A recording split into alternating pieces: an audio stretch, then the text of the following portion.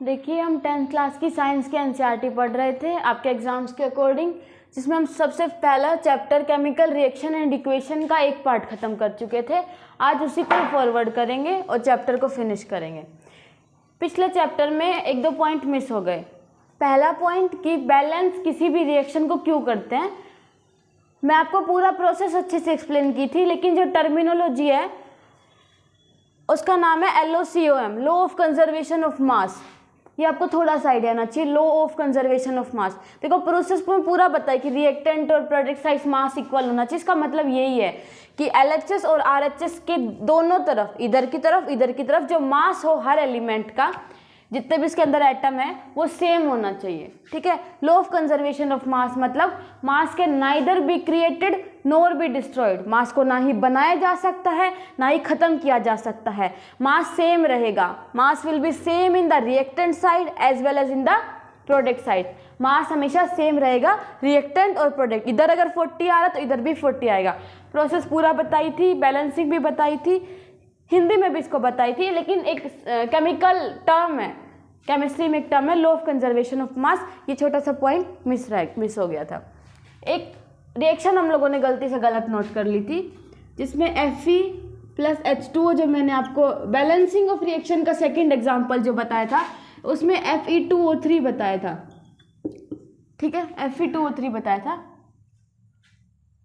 उसको आपको Fe2O3 बताया था 3।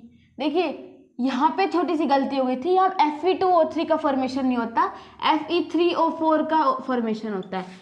Fe3O4 का फॉर्मेशन होता है, तो बैलेंसिंग उसी के अकॉर्डिंग होगी। एक बार ठीक कर लेना, ये 2 3 की जगह 3 4 आएगा। 4 4 2 जा 8 प्लस H2 गैस इवॉल्व होगी। 4 2 जा 8 और इधर कितना हो गया, 8 हो गया। 8 होते इधर 8 आ जाएगा, ये 3 है इधर। ये रिएक्शन को आप थोड़ा सा एक बार चेंज कर लेना, एक बार अपनी कॉपी में इसको अपडेट कर लेना। यहाँ एक छोटा सा मिस्टेक हो गया था। ठीक है, अभी हम आगे चल रहे हैं। लॉ ऑफ कंजर्वेशन ऑफ मास मैंने आपको बता दिया, और एक बार इसको थोड़ा सा इंप्रूव करके अपडेट कर लेना, दोनों बता दिए। देखिए इस क्लास में हम बात करेंगे टाइप ऑफ केमिकल रिएक्शंस, कि केमिकल रिएक्शन कितने प्रकार की होती है। इसमें हम बहुत सारी रिएक्शंस पढ़ेंगे, जैसे कॉम्बिनेशन रिएक्शन पढ़ेंगे, डीकम्पोजिशन रिएक्शन पढ़ेंगे, displacement, double displacement, precipitation reaction, oxidoreductive reactions जिसमें ऑक्सीडेशन और रिडक्शन होता है, एंडोथर्मिक रिएक्शंस, एक्सोथर्मिक रिएक्शंस, बहुत सारी पढ़ेंगे। What is it? And give it 1 or 2 example. What is next? Give it 1 or 2 example. Like what is combination reaction? Give an example. वो थोड़ा सा आइडिया आना चाहिए डेफिनेशन और एग्जाम्पल का। ठीक है, देखिए सबसे पहले स्टार्ट कर रहे हैं कॉम्बिनेशन रिएक्शन। कॉम्बिनेशन रिएक्शंस, देखिए कॉम्बिनेशन रिएक्शंस की अगर मैं बात करूं, कॉम्बिनेशन रिएक्शन की डेफिनेशन होती है when 2 or more reactants are react with each other to form a single product। जब 2 या 2 से ज़्यादा रिएक्टेंट्स आपस में रिएक्ट करते हैं और एक प्रोडक्ट का फॉर्मेशन करते हैं, उसको कॉम्बिनेशन रिएक्शन कहेंगे। जैसे C+O2 = CO2। C मतलब सॉलिड, गैस, और कार्बन डाइऑक्साइड भी गैस। देखिए हुआ क्या, हमने कार्बन को बर्न किया और CO2 का फॉर्मेशन हो गया। कोयले को बर्न किया, कार्बन सॉलिड होता है। देखो लकड़ी हो गई, कोयला हो गया, ये सब कार्बन से मिलकर बना होता है। कोयला तो मैक्सिमम कार्बन से मिलकर बना था। अच्छी क्वालिटी का कोयला मतलब कार्बन कंटेंट, कार्बन का अमाउंट उसके अंदर ज़्यादा हो। देखो 2 or more reactants are react with each other to form a single product is called combination reaction। Reaction की डेफिनेशन और रिएक्शन का एग्जाम्पल याद हो गया होगा, समझ में आया होगा। याद आप कर लेना, टाइम लगता है याद होने में, एटलीस्ट समझ में आना चाहिए। देखिए दूसरा एग्जाम्पल आपके एनसीईआरटी में दे रखा है, क्विकलाइम, कैल्शियम ऑक्साइड, इसका दूसरा नाम होता है क्विकलाइम। ठीक है, वाटर के साथ रिएक्ट किया और कैल्शियम हाइड्रोक्साइड की फॉर्मेशन करता है, इसको बोलते हैं क्विकलाइम। इसको बोलते हैं calcium oxide. Calcium oxide react with water and there is a formation of calcium hydroxide, और इसका नाम होता है slaked lime. Okay, slake lime, इसका नाम होता है कैल्शियम हाइड्रोक्साइड,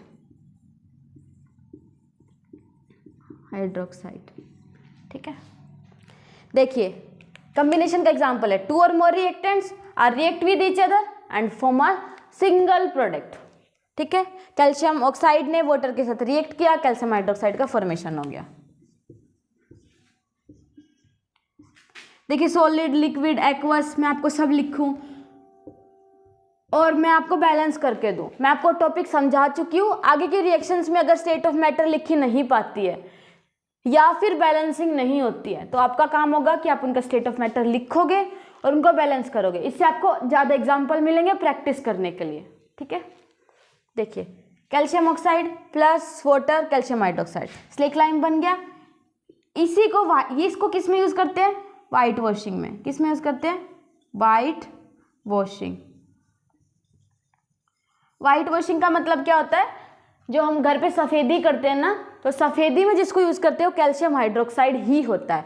सफ़ेदी में जिसको यूज़ करते हैं वो कैल्शियम हाइड्रोक्साइड ही होता है। तो इससे हमने क्या कर दिया? वाइट वॉशिंग कर दिया वॉल्स का। अब देखो इसके 2-3 दिन बाद एक रिएक्शन होती है, CaOH whole twice plus CO2, there is a formation of calcium carbonate. Calcium carbonate का फॉर्मेशन होता है।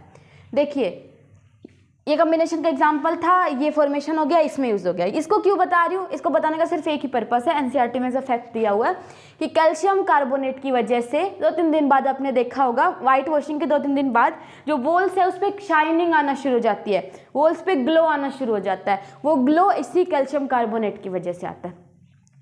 और ये इसका फॉर्मूला मैच करता है मार्बल से ही। मार्बल जो बिछी होती है आपके घरों में, जो टाइल्स मार्बल्स होती है ना, उनका फॉर्मूला भी कैल्शियम कार्बोनेट ही होता है। ये सेम फॉर्मूला होता है, थोड़ा सरप्राइजिंग सा फैक्ट है, ऐसा ही एनसीईआरटी ने भी बोला है। आपको ये दोनों एग्जांपल समझ में आएंगे। आपकी कॉम्बिनेशन रिएक्शंस यहाँ पे फिनिश हुई। अब थोड़े और फैक्ट्स ऐड करते हैं। देखिए इसके साथ कुछ और फैक्ट्स ऐड हो जाएंगे, जैसे ये जो रिएक्शन हुई ना, ये जो रिएक्शन हुई इसमें enormous amount of heat evolve हुई है। इसमें बहुत सारी हीट इवोल्यूशन हुई है, हीट इवोल्व हो गई, हीट रिलीज हो गई है, ठीक है। जैसे ये रिएक्शन है, आपस में 2 रिएक्टेंट्स कंबाइन किए होंगे, हाँ प्रोडक्ट का फॉर्मेशन हो गया, लेकिन उसके साथ साथ अमाउंट ऑफ हीट भी रिलीज हुई है। जहाँ पे हीट रिलीज होती है उन रिएक्शंस को एक्सोथर्मिक रिएक्शंस कहते हैं। एक्सोथर्मिक रिएक्शंस, ठीक है। हीट रिलीज हुई है उनको एक्सोथर्मिक रिएक्शंस कहते हैं। एक्सोथर्मिक मतलब हीट इज इवोल्व्ड और released, okay, it is called exothermic reactions. इसके एक एग्जांपल तो यही हो गया। एक्सोथर्मिक रिएक्शन किसे कहते हैं? जिस रिएक्शन में हीट रिलीज हुई हो, ठीक है। उसका एक एग्जांपल ये हो गया। एक 2 एग्जांपल की और बात कर लेते हैं। आप किसी भी फॉसिल फ्यूल को अगर बर्न करते हो, किसी भी फॉसिल फ्यूल को अगर आप लोग बर्न करते हो तो वो भी किसका एग्जाम्पल होगा? एक्सोथर्मिक रिएक्शंस का। क्यों? क्योंकि वो हमें एनर्जी प्रोवाइड करेगा।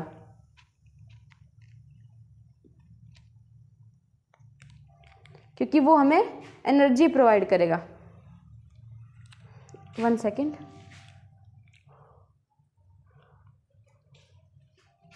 देखिए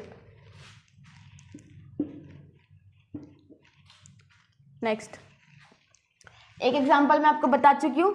दूसरा example burning of fossil fuel. Burning of fossil fuel, इसकी रिएक्शन एनसीईआरटी में भी लिखी है। जब मीथेन ऑक्सीजन की प्रेजेंस में बर्न होता है, मीथेन है ऑक्सीजन की प्रेजेंस में अगर बर्न होता है तो CO2 H2O प्लस एनर्जी। किसी भी हाइड्रोकार्बन को अगर आप बर्न करेंगे, मीथेन सबसे सिंपलेस्ट हाइड्रोकार्बन। हाइड्रोकार्बन मतलब हाइड्रो मतलब हाइड्रोजन, हाइड्रोकार्बन, कार्बन मतलब कार्बन, जिसमें हाइड्रोजन और कार्बन 2 एलिमेंट हो, ठीक है। ऑक्सीजन की प्रेजेंस में इस फ्यूल को अगर बर्न करें, मीथेन गैस आप लोगों ने सुनी होगी ना, इसको अगर बर्न करेंगे तो CO2 H2O और बहुत सारी हीट रिलीज होती है। तो ये भी एक्सोथर्मिक का एग्जाम्पल है। ये दूसरा एग्जाम्पल हो गया। तीसरा एग्जाम्पल आपने रेस्पिरेशन सुना होगा। Respiration break down of food in presence of oxygen, और वो हमें बहुत सारी एनर्जी देता है।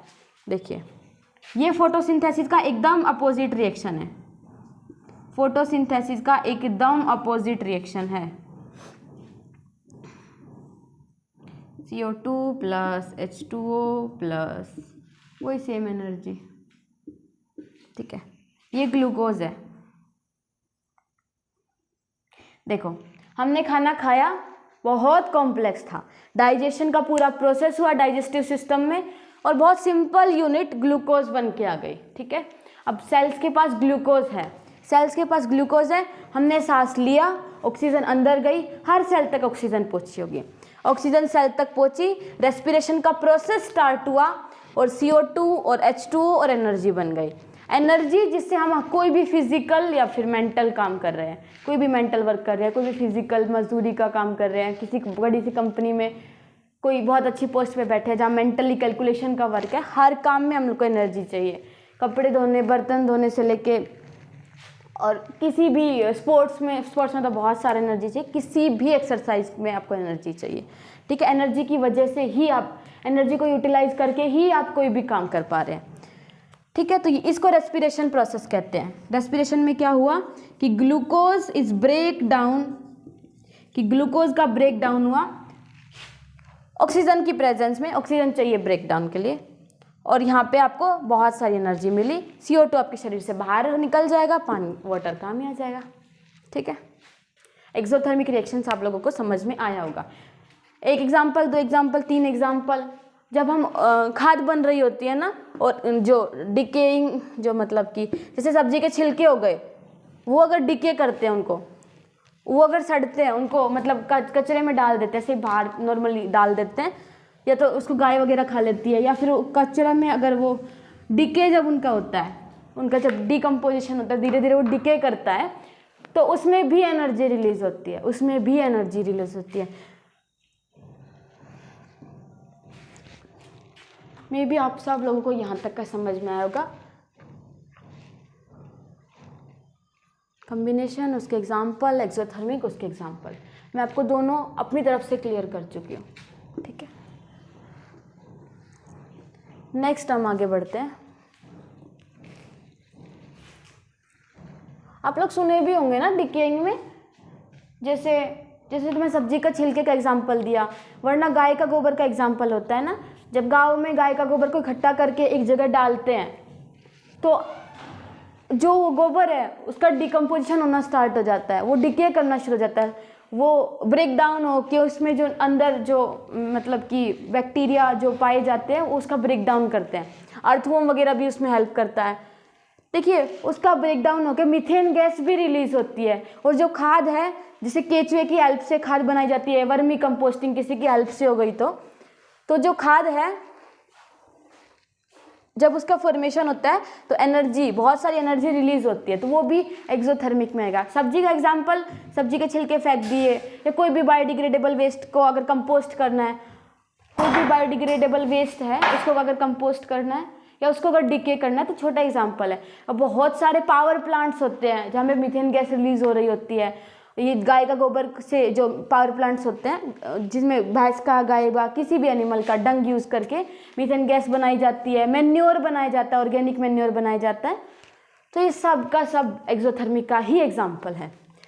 आई होप आप सब लोगों को समझ आया। मैं नेक्स्ट रिएक्शंस की तरफ आगे बढ़ रही हूँ। नेक्स्ट का नाम है डीकम्पोजिशन रिएक्शन। डीकम्पोजिशन रिएक्शन, देखिए डीकम्पोजिशन रिएक्शन की अगर मैं बात करती हूँ, तो जो डीकम्पोजिशन रिएक्शन होता है वो कॉम्बिनेशन रिएक्शन का एकदम अपोजिट होता है। कॉम्बिनेशन रिएक्शन का अपोजिट होता है। इसको मैं नॉर्मली बोलना चाहूँ तो बोल सकती हूँ कि reverse of combination reaction, reverse of combination reaction. Okay, और अगर मैं इसको बाय डेफिनेशन बोलना चाहूँ तो इसमें देखो उसमें क्या हुआ था, दो चीज मिलके और एक चीज बनी थी। तो इसमें क्या होगा, इसका उल्टा होगा, एक चीज का टूटना हो रहा होगा, किसकी हेल्प से, एक चीज का टूटना हो रहा होगा और सिंपलर प्रोडक्ट्स बन रहे होंगे, उससे जस्ट अपोजिट। तो यहाँ पे कोई चीज होगी, कोई सब्सटेंस होगा, उसका ब्रेक डाउन हो रहा होगा और दो सिंपलर प्रोडक्ट्स का फॉर्मेशन हो रहा होगा। जैसे हम लोग जैसे बढ़ते हैं, जैसे देखो उसी से स्टार्ट कर लेते हैं जिसको पिछली बार बोला था, उसका एकदम अपोजिट। देखिए पिछली बार हमने कैल्शियम हाइड्रोक्साइड का फॉर्मेशन किया था, या बोल सकते हैं कैल्शियम कार्बोनेट का फॉर्मेशन किया था, ठीक है। उसको जब हम हीट करते हैं तो हमें मिलता है calcium oxide plus CO2, calcium oxide plus CO2, balance तो है अपने आप में। देखिए ये सॉलिड है कैल्शियम कार्बोनेट, इसको हीट किया, कैल्शियम ऑक्साइड प्लस CO2। ये कैल्शियम ऑक्साइड को मैंने पिछली बार भी बोला था क्विक लाइम बोलते हैं, कैल्शियम ऑक्साइड को क्विक लाइम बोलते हैं। और ये किस में यूज़ होता है, इसका कोई यूज़ पूछे तो बहुत सारी इंडस्ट्रीज़ में यूज़ होता है, लेकिन मेनली सीमेंट के मैन्युफैक्चरिंग में यूज़ होता है, सीमेंट के मैन्युफैक्चरिंग में इसका यूज़ होता है, ठीक है। इसको मार्बल बोलते हैं, कैल्शियम कार्बोनेट बोलते हैं। एकदम रिवर्स है, यहाँ पे एक टूटा, एक एलिमेंट था, एक रिएक्टेंट था, एक रिएक्टेंट, उसका डिकम्पोजिशन हुआ है, वो टूटा है, उसका ब्रेक डाउन हुआ है, और 2 और मोर सिंपलर प्रोडक्ट्स का फॉर्मेशन हुआ है, सिंपल प्रोडक्ट्स बने बिल्कुल, ठीक है। इससे ज़्यादा सिंप्लीफाई होता भी नहीं है। CO2 एक इंडिपेंडेंट एग्जिस्टिंग स्टेट है। देखो यहाँ पे हमने हीट दी, हीट का प्रोवाइड किया ना, हीट दी है ना, तो जहाँ पे हीट दे के हम डिकम्पोजिशन कराते हैं ना, ऐसे डिकम्पोजिशन को थर्मल डिकम्पोजिशन कहते हैं, थर्मल डिकम्पोजिशन,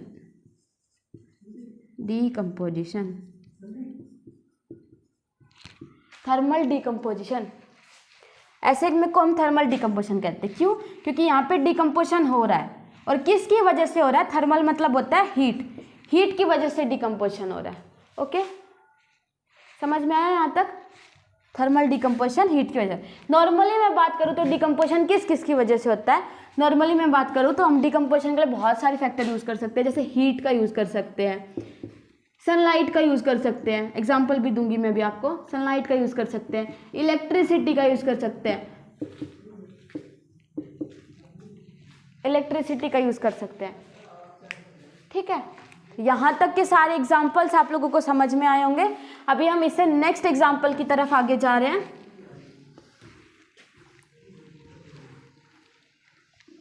देखिए डीकम्पोजिशन के आगे के एग्जाम्पल्स की अगर मैं बात करती हूँ तो सेकंड एग्जाम्पल, फर्स्ट आपको समझ में आएगा कैल्शियम कार्बोनेट का ब्रेक डाउन हुआ है और कैल्शियम ऑक्साइड प्लस CO2 का फॉर्मेशन हुआ है। सेकंड एग्जाम्पल की अगर मैं आप लोगों से बात करती हूँ तो सेकंड में हम लोग आयरन सल्फेट का ब्रेक डाउन करते हैं, आयरन सल्फेट का ब्रेक डाउन करेंगे,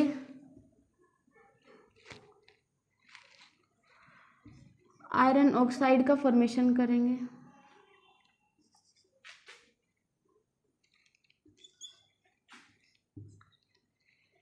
SO2 प्लस SO3,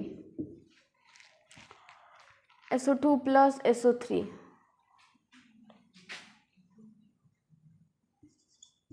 ठीक है, ये रिएक्शन होगी। ओके, आयरन सल्फेट का ब्रेकडाउन हुआ है और Fe2O3 और SO2 और SO3 इन रिएक्शंस का फॉर्मेशन हुआ है, इन रिएक्शंस का, इन प्रोडक्ट का फॉर्मेशन है। यहाँ पे एक रिएक्टेंट टूटा है और 2 और मोर सिंपलर प्रोडक्ट में इसका टूटना हुआ है। देखिए ये दोनों गैसियस प्रोडक्ट हैं, दोनों गैस है, सल्फर डाइऑक्साइड, सल्फर ट्राइऑक्साइड, और यहाँ एक सॉलिड का फॉर्मेशन हुआ है, ठीक है। यहाँ पे भी डिकम्पोजिशन हुआ है, इसको आप लोग बैलेंस करना, आप लोग इसको बैलेंस करके प्रैक्टिस करना इसमें। देखिए इसमें मैं बोल सकती हूँ कि जो इसमें कलर फेड हुआ होगा, जो ग्रीन कलर होता है ना, जो आयरन सल्फेट का जो ग्रीन कलर होता है ना, वो फेड हुआ होगा, या इसका प्रोडक्ट इस कंपाउंड का कलर ग्रीन होता है, इस कंपाउंड का कलर ग्रीन होता है, ये टूट गया, अभी किसी और कंपाउंड में चेंज हो गया, अभी किसी और कंपाउंड में चेंज हो गया, तो इसका कलर है वो सेम कलर इसका तो नहीं होगा, तो कलर चेंज हो गया, तो चेंज इन कलर वाला एक एग्जाम्पल ये भी हो जाता है, ठीक है। डिकम्पोजिशन किसे कहते हैं, उसका डेफिनेशन और उसके दोनों एग्जाम्पल, 2-3 एग्जाम्पल जितने भी हैं, और एक एग्जाम्पल देख लेते हैं। देखिए AgCl का ब्रेकडाउन हुआ होगा, Ag प्लस Cl, AgBr का ब्रेकडाउन हुआ होगा, उसका डिकम्पोजिशन हुआ होगा, Ag प्लस Br, ठीक है, Ag प्लस Br। ये किसकी हेल्प से हुए होंगे? सनलाइट की हेल्प से हुए होंगे, सनलाइट की हेल्प से। यहाँ क्या हुआ कि जो यहाँ पे जो सिल्वर है ना, वो ग्रे कलर का हो जाता है, सनलाइट की हेल्प से सिल्वर ग्रे कलर का हो जाता है। क्यों? क्योंकि AgCl जो वाइट कलर समथिंग होता है वो कंपाउंड टूट जाता है और यहाँ पे सिल्वर और क्लोरीन गैस का फॉर्मेशन हो जाता है, सिल्वर और क्लोरीन गैस का फॉर्मेशन हो जाता है।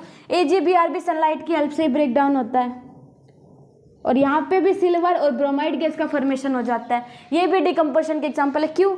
अ single reactant will break down into 2 और मोर सिंपलर प्रोडक्ट्स। ओके, और NCERT में लिखा हुआ है कि ये दोनों रिएक्शन आपकी ब्लैक एंड वाइट फोटोग्राफी में काम आती है, ब्लैक एंड वाइट फोटोग्राफी में काम आती है, फोटोग्राफी। ओके, आपने सुना होगा ना आजकल तो रंगीन फोटो आ रहे हैं, कलरफुल फोटोज आ रहे हैं, लेकिन पहले ब्लैक एंड वाइट होते थे। टीवी में भी सीरियल्स ब्लैक एंड वाइट आते थे। आजकल अगर हम कैमरे में एक फीचर होता है, अपनी जो नॉर्मल फोटोज को ब्लैक एंड वाइट कर भी सकते हैं, जो ब्लैक और वाइट जो बैकग्राउंड होता था जिसमें कलर शो ही नहीं होते थे, उनमें दोनों रिएक्शंस काम आती है। ब्लैक एंड वाइट फोटोग्राफी के पीछे जो केमिकल रिएक्शन है वो ये हो रही होती है। ठीक है, यहाँ पे सिल्वर ग्रे कलर का हो जाता है।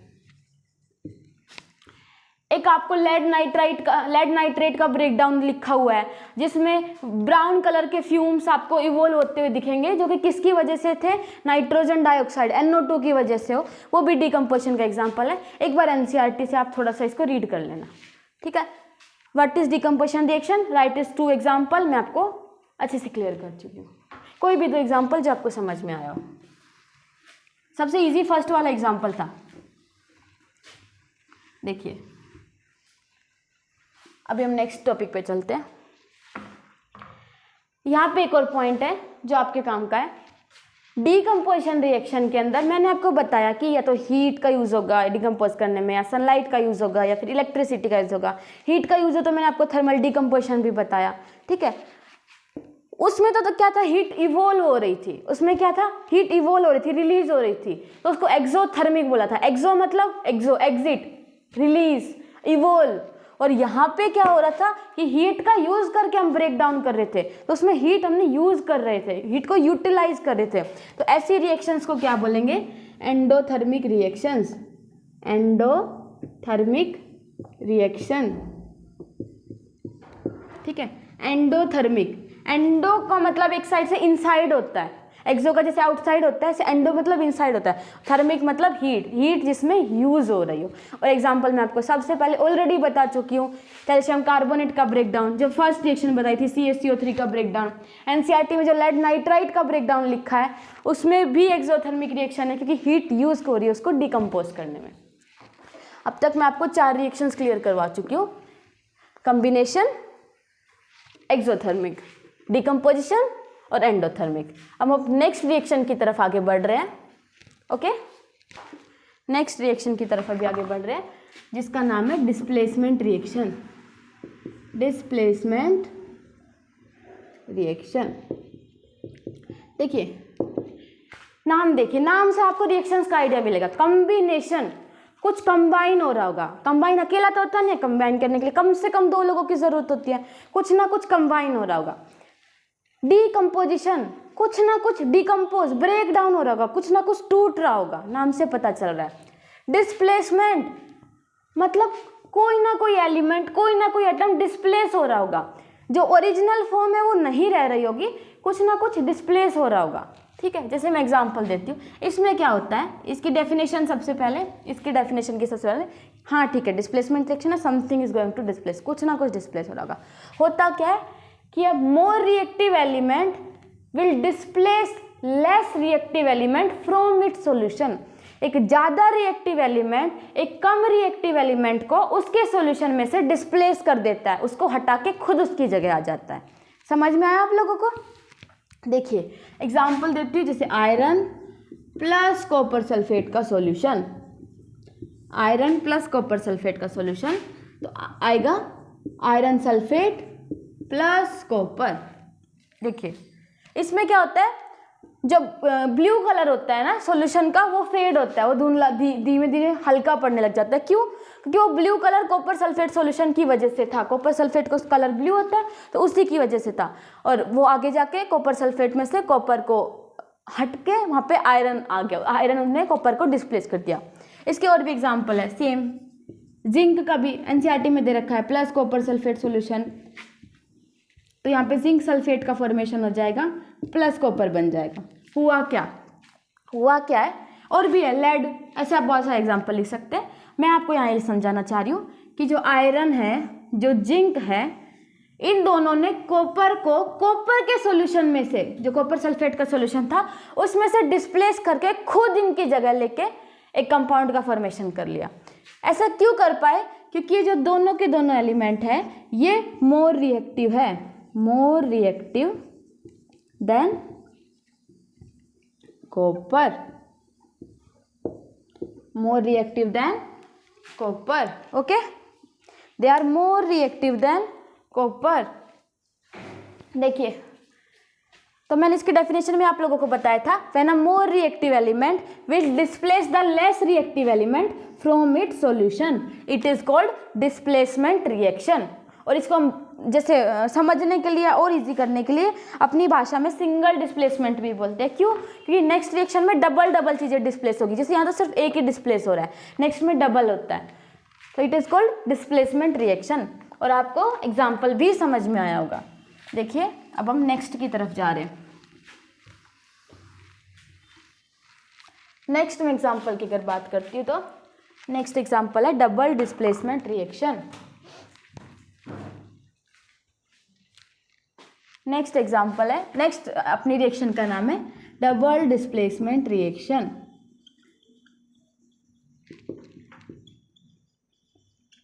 डबल डिस्प्लेसमेंट रिएक्शन, देखिए डबल डिस्प्लेसमेंट रिएक्शन की डेफिनेशन क्या है? डबल डिस्प्लेसमेंट रिएक्शन की डेफिनेशन क्या है कि यहाँ पे रिएक्टेंट्स के बीच में आयंस आपस में एक्सचेंज हो जाते हैं। इसको हम अगर लिखना चाहूँ तो क्या लिखूंगी? Ions are exchanged between the reactants, between the reactants, reactants. Example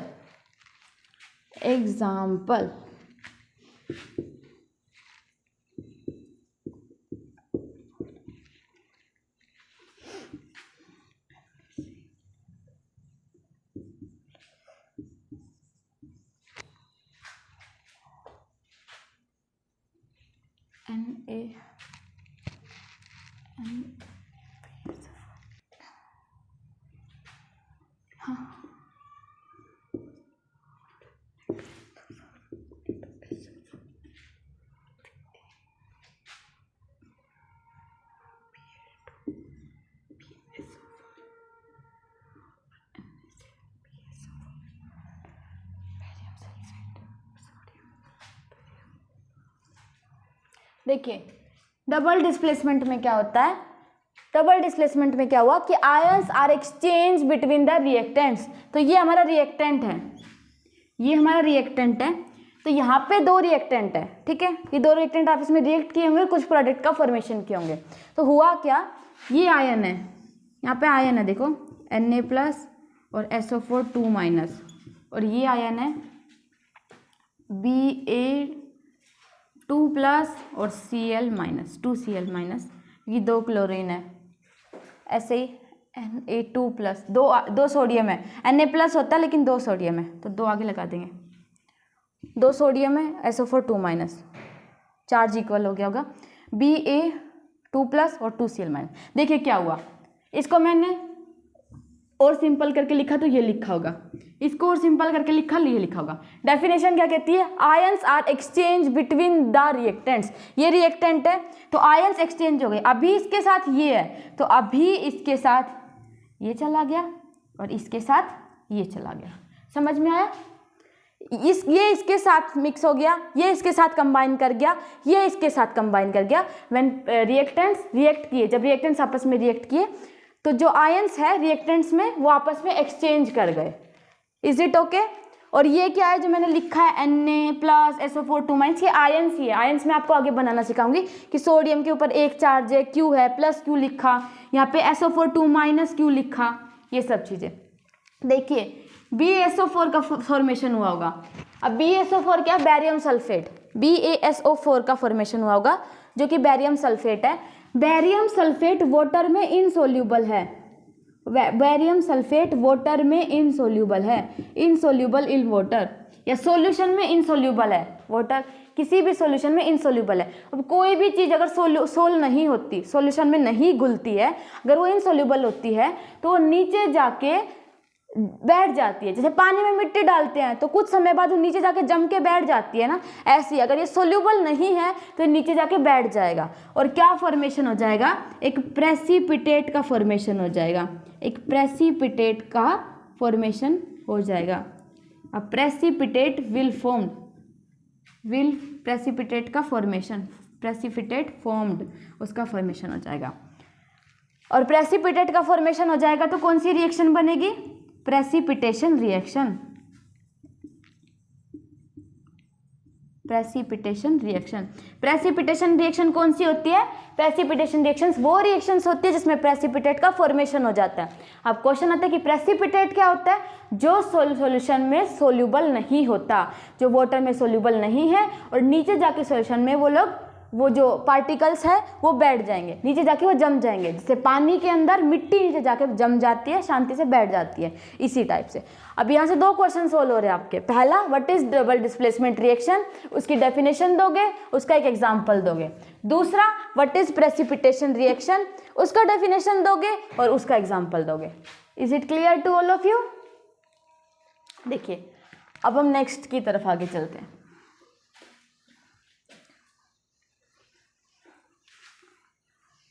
double displacement, देखो नाम से ही दिख रहा था डिस्प्लेसमेंट हुआ और दो डबल, पिछले वाले में इसलिए मैंने उसको जस्ट समझने और समझाने के लिए सिंगल डिस्प्लेसमेंट भी बोल दिया था कि एक का डिस्प्लेसमेंट हो रहा है। ओके, नेक्स्ट रिएक्शन है oxido reductive reaction.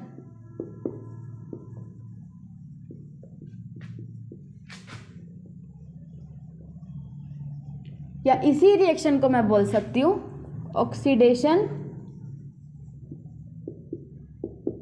Reduction reaction, इसको और इजी लिखने के लिए। अब आप इसमें भी कोशिश करें पहचानने की, नाम से ही पता चल रहा है कि इस रिएक्शन में क्या हो रहा होगा, ऑक्सीडेशन और रिडक्शन हो रहा होगा रिएक्शन में, नाम से ही पता चल रहा है। अब हम ये पढ़ेंगे कि ऑक्सीडेशन और रिडक्शन होता क्या है।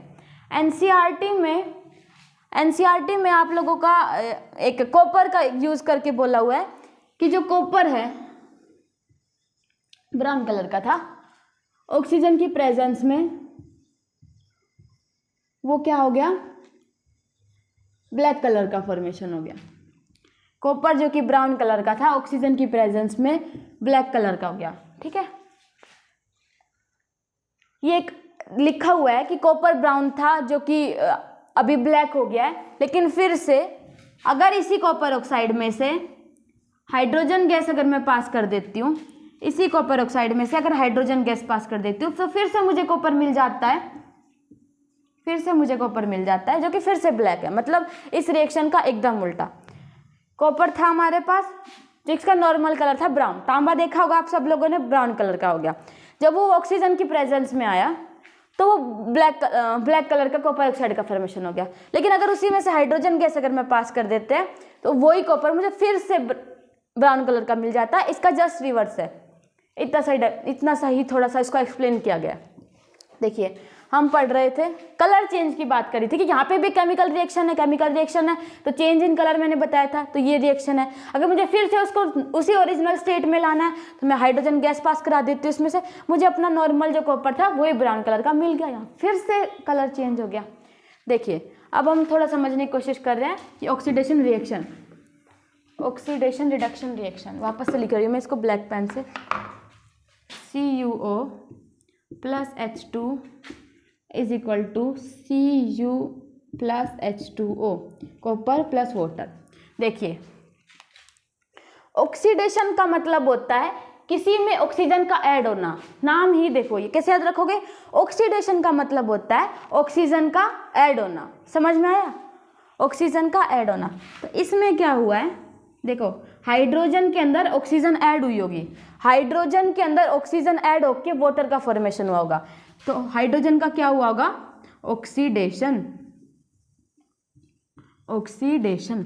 और CuO में क्या हुआ है, CuO में से O रिमूव हुआ है। CuO में से O रिमूव होकर सिर्फ कॉपर बच गया, कॉपर ऑक्साइड में से ऑक्सीजन निकल गया तो सिर्फ कॉपर बच गया। ठीक है, तो यहाँ पे क्या हुआ है, रिडक्शन किसका हुआ है, CuO का, कॉपर ऑक्साइड का रिडक्शन हुआ है। कॉपर ऑक्साइड का क्या हुआ है, रिडक्शन। देखो ऑक्सीडेशन मतलब addition of oxygen, addition of oxygen. और नेक्स्ट बात करूँ, रिडक्शन मतलब removal of oxygen, removal of oxygen. देखिए आपको दिख रहा होगा हाइड्रोजन में ऑक्सीजन ऐड हुई है, एडिशन ऑफ ऑक्सीजन, वाटर बन गया, क्या हो गया, हाइड्रोजन का ऑक्सीडेशन। CuO का रिडक्शन हुआ है मतलब removal of oxygen, oxygen remove हो गई और किसका फॉर्मेशन हो गया, कॉपर का। इसी को ही ऑक्सीडेशन रिडक्शन रिएक्शंस बोलते हैं। समझ में आया, अच्छे से आया। अभी हम लोग आगे चल रहे हैं। एक लास्ट टॉपिक जो हमारी एनसीईआरटी में मेंशन है, सारी रिएक्शंस खत्म हो गई, टाइप ऑफ रिएक्शंस।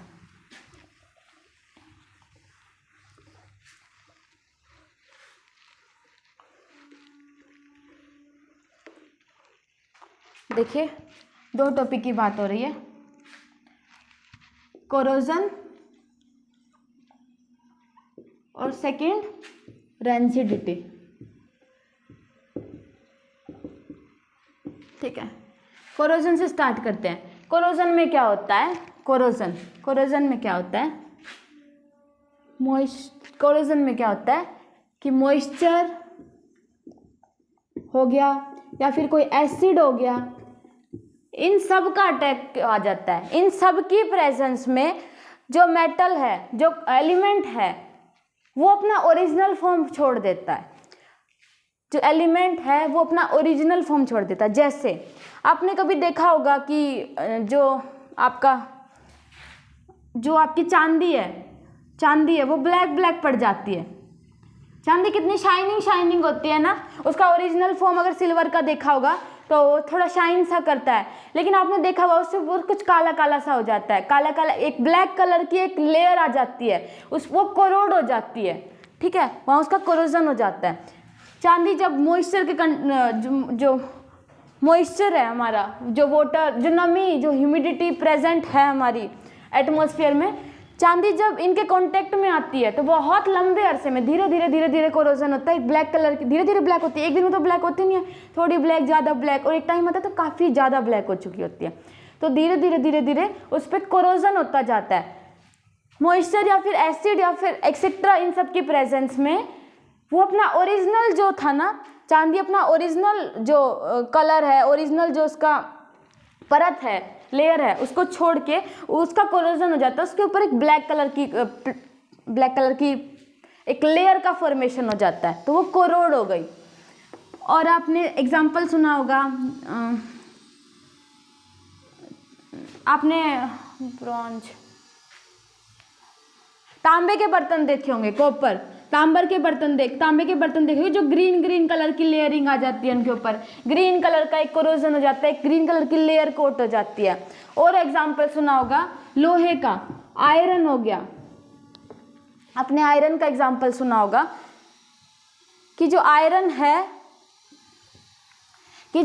है उस पर रस्टिंग हो गई, आयरन के ऊपर जंग लग गया और उसके ऊपर एक रेडिश ब्राउन कलर की लेयर आ जाती है। आयरन कितना शाइनी ऑब्जेक्ट होता है, जब हम नया कोई भी लोहे का कोई यूटेंसिल लाते हैं, कोई भी बर्तन सामान लेके आते हैं, तो उसका एक अलग, उसका ओरिजिनल जो होता है वो कितना, जब नया उसको लाते हैं तो कितना शाइन कर रहा होता है, कितना चमक रहा होता है। ठीक है, उसकी ओरिजिनल फॉर्म में। लेकिन मॉइस्चर के कॉन्टेक्ट में आने के कारण, लंबे समय तक कॉन्टेक्ट में आने के कारण आयरन जो होता है कोरोड करना शुरू हो जाता है, उस पर कोरोजन की प्रक्रिया शुरू हो जाती है। और उस मतलब है कि कोरोजन को एक हिसाब से जंग भी बोल सकते हैं। थोड़ा सा मैं बोलना चाहूँ कि वो कोरोड हो गया, कोरोजन, एक नई लेयर उसके ऊपर आ गई। कब? जब वो मॉइस्चर या एसिड से रिएक्ट किया होगा। तो आयरन का जब रस्टिंग हुआ होगा, जब आयरन की रस्टिंग हुई होगी, तो आयरन के ऊपर एक रेडिश ब्राउन कलर की एक लेयर आ जाती है। खुरदरी आप लोगों ने देखी भी होगी किसी भी आयरन यूटेंसिल से, जो कि बहुत पुराना हो चुका हो। एक बार थोड़ा ध्यान देना। आयरन के केस में इसी कोरोजन को रस्टिंग कहते हैं। रस्टिंग ऑफ आयरन, ये स्पेशल हो गया थोड़ा, ठीक है। आयरन के केस में इसी कोरोजन को रस्टिंग एक स्पेशल नाम दे दिया गया कि लोहे को जंग लग गया, ठीक है। Corrosion take place in presence of moisture, acid etcetera, a metal is corrode and a new plating, एक नई लेयर की प्लेटिंग, उस मेटल की जो ओरिजिनल होती है, ओरिजिनल मेटल होता है, उसके ऊपर एक नई प्लेटिंग आ जाती है जो कि इसको कोरोड कर देती है, इसकी शाइनिंग खराब कर देती है, इसको डिस्ट्रॉय कर देती है, उसको उसकी स्ट्रेंथ को कम कर देती है, ठीक है। हर साल लगभग बहुत, जैसे आयरन की बात करें, आयरन रेलिंग्स में यूज़ होता है, आयरन बात करें हमारे हाउसेज में यूज़ होता है, आयरन की मैं बात करूँ ब्रिजेस में, रेलवे ट्रैक्स की पटरियों में, और मैं बात करूँ आयरन बहुत सारी जगह होता है, बड़े बड़े शिप्स होते हैं उनमें आयरन का यूज़ होता है। तो ऐसे आयरन कोरोड होता जाएगा, ऐसे आयरन के ऊपर ऐसे जंग लगता जाता है, ठीक है। तो इस पे हम बहुत ज़्यादा पैसा खराब करते हैं।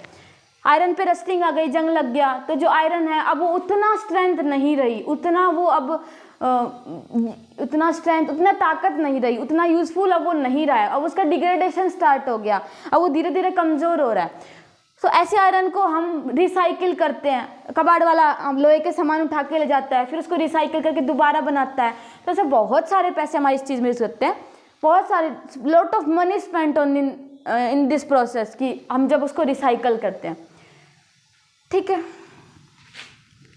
आपने सुना भी होगा कि अगर आपको उसका रस्टिंग को रोकना है तो बहुत सारे तरीके होते हैं, जैसे गैल्वेनाइज, नेक्स्ट टॉपिक्स में, नेक्स्ट चैप्टर्स में पढ़ेंगे। जैसे सबसे इजी जो हो गया उसमें तो हम बोल देते हैं कि पेंट कर देते हैं उसके ऊपर, ताकि कुछ समय वो उसकी जो मेन परत है वो मॉइस्चर के कांटेक्ट में आने से पहले एक और लेयर उसके बीच में हो, ठीक है। एक प्रोसेस गैल्वेनाइजेशन होता है कि वो जो आयरन का यूटेंसिल है या जो आयरन का कोई भी ऑब्जेक्ट है उसके ऊपर जिंक की प्लेटिंग करा देते हैं, जिंक की प्लेटिंग करा देते हैं। इससे वो डायरेक्ट मॉइस्चर के कांटेक्ट में नहीं आ पाता, बीच में एक प्लेटिंग आ जाती है तो और लंबा चलता है, ठीक है।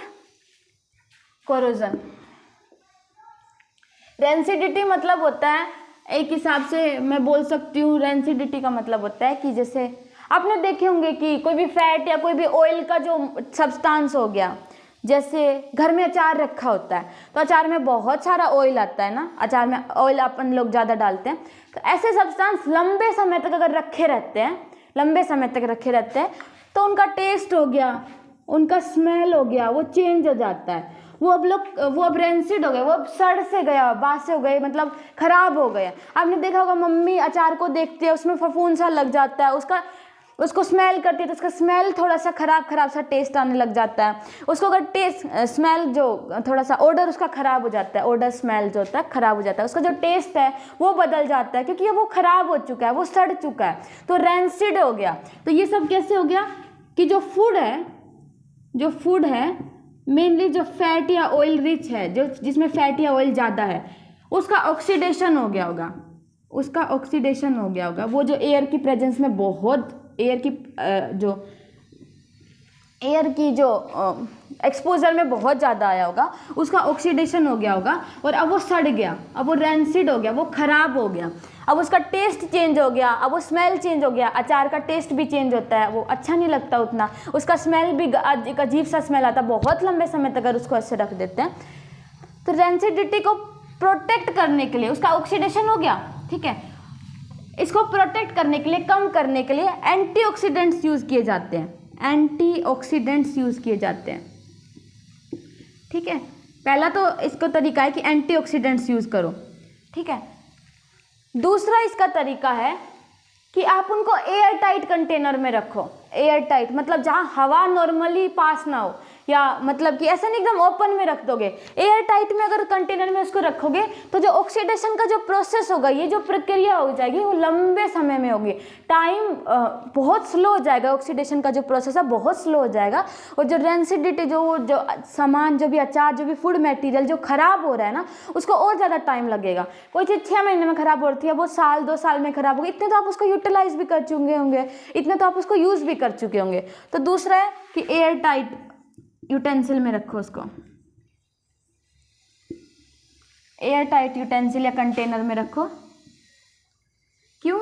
ताकि जो ऑक्सीडेशन का प्रोसेस है वो स्लो हो जाएगा। ऑक्सीडेशन मैं आपको ऑलरेडी बता चुकी हूँ। एंटीऑक्सीडेंट्स वो होते हैं जो कि ऑक्सीडेशन को प्रिवेंट करते हैं, रोकते हैं, प्रिवेंट ऑक्सीडेशन। आपने देखा भी होगा ना, आपकी चिप्स, एक क्वेश्चन भी आपके एनसीईआरटी में दिया हो कि जो आपकी चिप्स, जो कोई भी फूड मटेरियल आप लोग चिप्स, कुरकुरे, स्नैक्स ये सब खरीदते हो, ये सब एयर में इनके अंदर नाइट्रोजन गैस भरी होती है। नाइट्रोजन गैस वो थोड़ा फुला फुला होता है, हल्का सा खोल दो तो सारी गैस बाहर निकल जाती है। तो वहाँ एंटीऑक्सीडेंट्स यूज किए होते हैं ताकि उनको प्रिवेंट किया जा सके ऑक्सीडेशन को। ओके, आपका सारा चैप्टर खत्म हो गया है, केमिकल इक्वेशन एंड रिएक्शंस। देखिए आज मैंने आपको मेनली क्या पढ़ाया, टाइप ऑफ केमिकल रिएक्शन। उसमें मैंने आपको कितनी टाइप पढ़ाई, देखिए मैंने आपको कम्बिनेशन पढ़ाया, कम्बिनेशन मतलब कंबाइन, ठीक है, रिएक्टेंट्स कंबाइन हो रहे होंगे। उसके साथ साथ मैंने आपको एंडोथर्मिक पढ़ाया कि हीट, एक्सोथर्मिक पढ़ाया कि हीट रिलीज हो रही होगी कम्बिनेशन में। दूसरा मैंने आपको पढ़ाया डीकम्पोजिशन की डिकम्पोज हो रहा होगा, ब्रेक डाउन हो रहा होगा। अगर हीट की वजह से हो रहा है तो थर्मल ब्रेक डाउन हो गया, थर्मल डिकम्पोजिशन हो गया।